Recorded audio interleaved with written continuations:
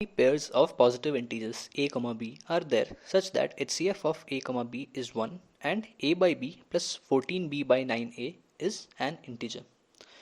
चलिए इस number theory के क्वेश्चन को सॉल्व करें। ये क्वेश्चन में आप कुछ खास ऐसा डायरेक्ट कॉन्सेप्ट नहीं यूज़ कर सकते हैं, तो हमारे पास जो बेसिक कॉन्सेप्ट्स हैं नंबर थियरी के, जो बिल्डिंग ब्लॉक्स हैं, हम उसी से आगे बढ़ेंगे।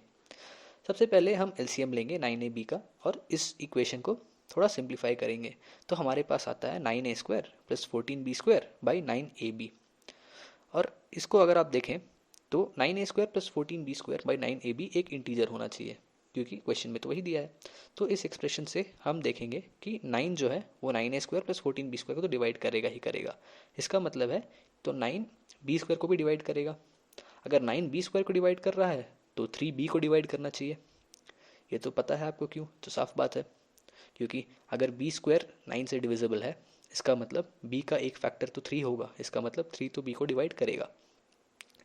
ये पता चलने के बाद हम b को 3m मान लेते हैं और b की जगह 3m सब्सटीट्यूट कर देते हैं। अब जब करेंगे सब्सटीट्यूट तो हमें मिलेगा a² plus 14m² by 3am, जिससे हम कह सकते हैं कि m जो है a² प्लस 14m² को तो डिवाइड करेगा। इसका मतलब m a² को तो डिवाइड करेगा।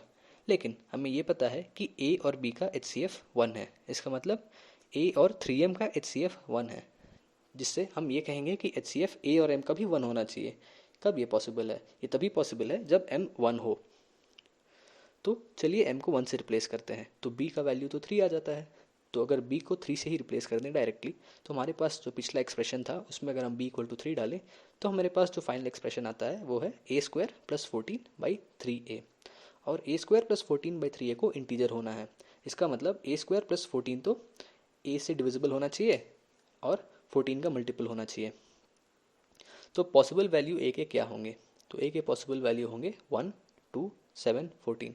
और इस सारे a के वैल्यू के लिए 3 भी इस एक्सप्रेशन a² प्लस 14 को डिवाइड करता है। इसका मतलब हमारे पास 4 पेयर आ जाते हैं ए बी के, वो है 1,3, 2,3, 7,3, 14,3। धन्यवाद।